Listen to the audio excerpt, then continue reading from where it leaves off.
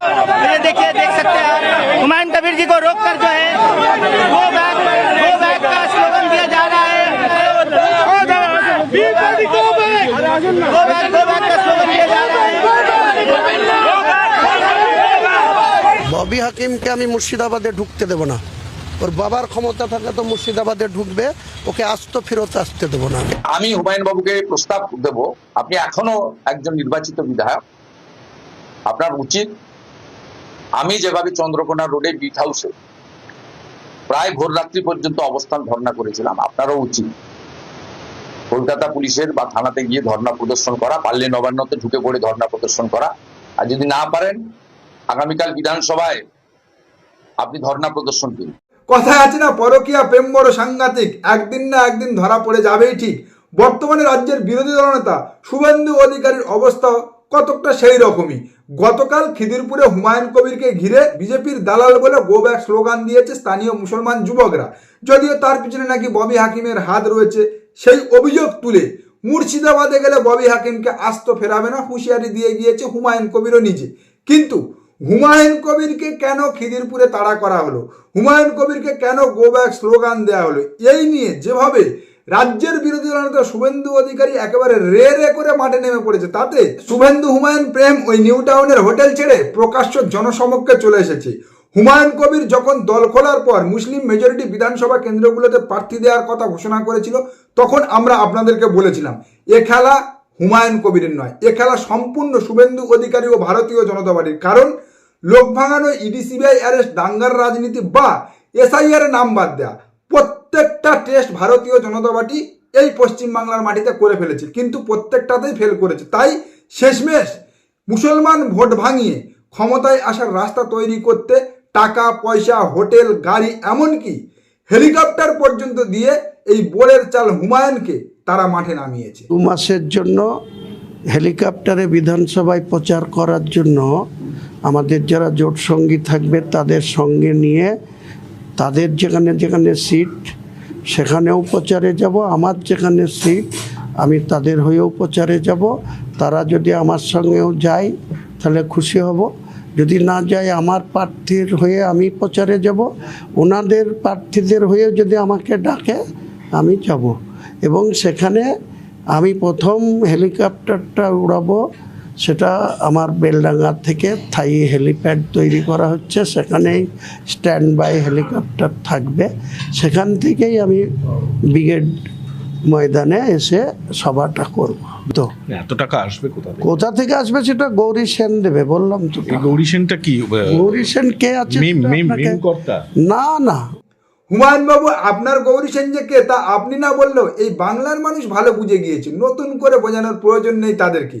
একটা হেলিকপ্টার অন্তত 3 মাসের মিনিমাম চুক্তিতে যদি নিতে হয়, তাহলে সেই সংস্থাকে অন্তত পক্ষে 21 কোটি টাকা পে করতে হয়, 21 কোটি টাকা দিতে হয়।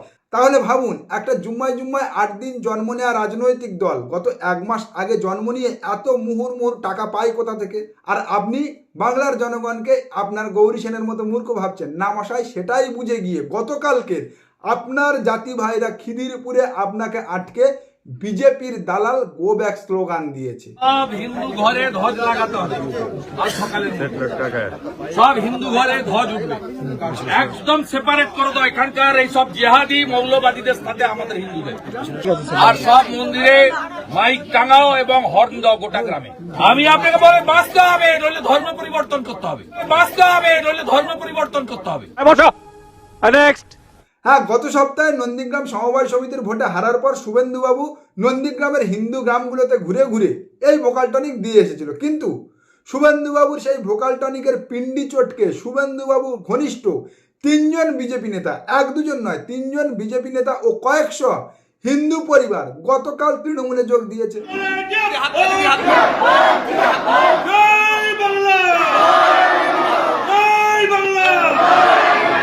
2020 সালে শুভেন্দুবাবুর অনুগামী হিসেবে শুভেন্দুবাবুর হাত ধরে ভারতীয় জনতা পার্টিতে এসেছিলাম। আসার পরে জয়েন্ট মেলার থেকে শুরু করে বিগত দিন পর্যন্ত এই দলের যে আচার আচরণ, সেটা আমাদের কাছে খুব যন্ত্রণার এবং বেদনার ছিল। আমরা দলের ঊর্ধ্বতন জেলা সভাপতি, তিনাকে একাধিকবার আমরা অভিযোগ অনুযোগ জানিয়েছিলাম, তার কোনো সুফল হয়নি। যে দলের আচার আচরণ যদি এই ধরনের থাকে, আগামী দিনে আমরা কি করে পথ চলবো আপনারা বলুন। সামাজিকতার পরিবেশ যাদের মধ্যে নেই, সামাজিক চিন্তা ভাবনা যাদের মধ্যে নেই, তাদেরকে নিয়ে রাজনীতি আমরা কিভাবে করব?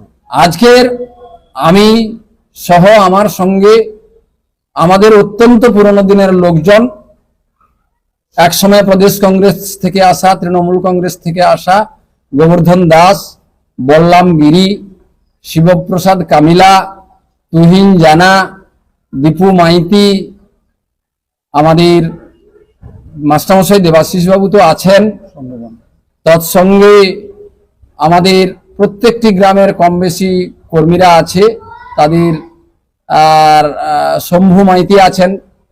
আজকে সকলেই উপস্থিত হয়েছি নিজেদের মনের থেকে আপাতত এই দলটাকে ছেড়ে দেওয়ার জন্য চিন্তা ভাবনা করেছি। আজকেরই আমরা এই দল ছাড়ব। এই যে ভদ্রলোককে বক্তব্য রাখতে দেখলেন, এনার নাম অশোক করণ, যার নাম বারংবার আপনারা শুনেছেন শুভেন্দু অধিকারীর মুখে নন্দীগ্রাম থেকে। সঙ্গে তুহিন জানা এবং দেবাশিস দাস, ভারতীয় জনতা পার্টির বলিষ্ঠ কয়েকজন লিডার। হ্যাঁ, অবশ্যই তারা সনাতনী ও হিন্দু, যারা আজ তৃণমূলে যোগদান করেছে। এবং কেন তারা তৃণমূল কংগ্রেসে যোগদান করেছে তা তো আপনারা শুনলেন। আসলে উন্নয়ন না করে কেবলমাত্র ধর্মীয় রাজনীতি আর উগ্র সামাজিকতা দিয়ে যে এই পশ্চিমবাংলার মাটিতে রাজনীতি হয় না, তা এই পশ্চিমবাংলার জনগণের সঙ্গে সঙ্গে নন্দীগ্রামের জনগণও ভারতীয় জনতা পার্টিকে বুঝিয়ে দিচ্ছে। আর যে কারণে বর্তমানে শুভেন্দু অধিকারী তাদের ধর্মের টনিক গেলাতে গেলে তারা উন্নয়নের প্রশ্ন করছে। আমাকে এগুলো আগে করতে দেন। আমাদের ওই রাস্তাটা একটু দেখে দেবেন, আমরা বর্ষা বেরোতে পারি না। আগে ভাই বাঁচো, বেঁচে থাকলে রাস্তা। আগে ভাই বাঁচো, বেঁচে থাকলে রাস্তা। একেবারে মোদিজি স্টাইল, চাইলে ভাত ধরিয়ে দাও জাত, চাইলে কর্ম ধরিয়ে দাও ধর্ম। কিন্তু শুভেন্দুবাবু হয়তো ভুলে যাচ্ছে এই বাংলার বাঙালি তা খাবে না। কারণ এই বাংলার বাঙালি স্বামী বিবেকানন্দ যেমন তার হিন্দু ধর্মকে গোটা বিশ্বে প্রচার করে এসেছে, আবার ঠিক তেমন এই বাংলার বাঙালি রামমোহন রায়, মধুসূদন রায় আবার গোটা ভারতবর্ষকে নবজাগরণের পথ দেখিয়েছে। সুতরাং রামমোহন বিবেকানন্দের বাংলায় আর যাই হোক, ওই গোপলীয় রাজ্যগুলোর মতো ধর্মের নামে রাজনীতি বা জাতের নামে বিভাজন না, তা সম্ভব নয়। আর যে কারণে বর্তমানে নন্দীগ্রামের জনগণও ওই আপনার সেবাশ্রয়ে না যাওয়া গর্ভনিরোধক ওষুধ খাইয়ে দেওয়ার টনিককে প্রত্যাখ্যান করছে এবং আপনার ওই ধ্বজা লাগিয়ে হিন্দুদের সঙ্গে মুসলমান ভাগ করে আর বিভাজনকে বুড়ো আঙুল দেখাচ্ছে। पूरा बजट नौकरी का कोई बात नहीं है, कोई इंडस्ट्रियलाइजेशन का बात नहीं है। 10 लाख से ज्यादा बंगाल सरकार का जो अपना एम्प्लॉयमेंट देने का मौका था, उसका कोई टिप्पणी एक शब्द भी नहीं है। ये बजट बेकार हमारे अनएम्प्लॉयड यूथ का खिलाफ बजट है, इंडस्ट्री का खिलाफ बजट है। তা শুভেন্দুবাবু মাত্র 3 দিন আগে কেন্দ্রীয় সরকার অর্থাৎ আপনাদের বাজেট পেশ হয়েছে, সেখানে কত কর্মসংস্থানের কথা বলা হয়েছে, কত ইন্ডাস্ট্রির কথা বলা হয়েছে, কত বেকার যুবক যুবতীদের চাকরি দেওয়ার কথা বলা হয়েছে, মধ্যবিত্তের কোন নাভিশ্বাস থেকে স্বস্তি দেওয়ার কথা বলা হয়েছে, দ্রব্যমূল্য নিয়ন্ত্রণের কোন রাস্তা দেখানো হয়েছে। अरे बाप रे, ये तो धोती खोल रहा है। 4টে রাস্তা, 2টো রেলপথ, 14টা ওষুধ আর বিড়ির দাম কমানো ছাড়া কোন সুরাহা দেওয়া হয়েছে আপনাদের সেই বাজেটে? সেই জায়গা থেকে যদি আপনি বলেন বাংলার বাজেট ভোটমুখী, তাহলে তো আমি বলবো কেন্দ্রের বাজেট বিড়িমুখী। हर हर महादेव।